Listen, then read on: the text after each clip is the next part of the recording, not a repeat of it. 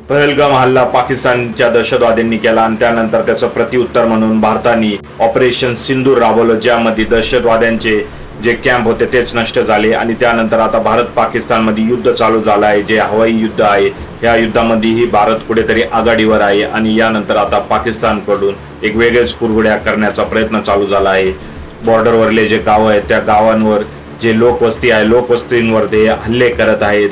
जिथं लोक राहतात, सामान्य माणसं राहतात, त्यांच्यावर हल्ले करत आहेत, त्यांच्यावर हे बॉम्ब टाकत आहेत। उरी झालं, जम्मू झालं, ह्या ज्या बॉर्डरवरले गाव आहेत तिथील अनेक नागरिकांचं खूप मोठं नुकसान झालेलं आहे। अनेकांचे घरं जळलेली आहेत, अनेकांचे गाड्या वगैरे फुटलेल्या आहेत आणि असंही बोललं जातंय की या गावांमध्ये जे शिव मंदिर होतं त्या शिव मंदिरवरही हल्ला करण्याचा प्रयत्न केला पाकिस्तानी लोकांनी, परंतु तरी हे प्रयत्न त्यांना काहीसे इंडियन आर्मीचे जवान तिथं असल्यामुळे अयशस्वी झाले।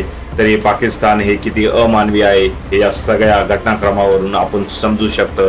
दुसरीकडे भारताने कुठेही पाकिस्तानमधील जे हल्ले केले आहेत त्या हल्ल्यामध्ये जे नागरी वस्ती आहे तिथं हल्ले अजिबात केले नाही, एक मानवता राखलेली आहे। परंतु त्यामुळे आता सोशल मीडियावर ह्यावरून एक नवीनच एक वेगवेगळे विचार पुढे येत आहे, ज्यामध्ये काहींचं म्हणणं आहे की भारताने सुद्धा पाकिस्तानमधील जे नागरिक वस्ती आहे तिथं हल्ले केले पाहिजे, परंतु अनेकांचं म्हणणं हे आहे की पाकिस्तान नीच आहे, आपण पण त्यांच्यासारखं नीच होऊ शकत नाही, त्यामुळे आपण कुठेही त्यांच्या नागरिक वस्तीवर हल्ले केले नाही पाहिजे। काय वाटते तुम्हाला ह्या सगळ्या पाकिस्तानच्या नीचपणाबद्दल? कमेंट करा कमेंट बॉक्समध्ये।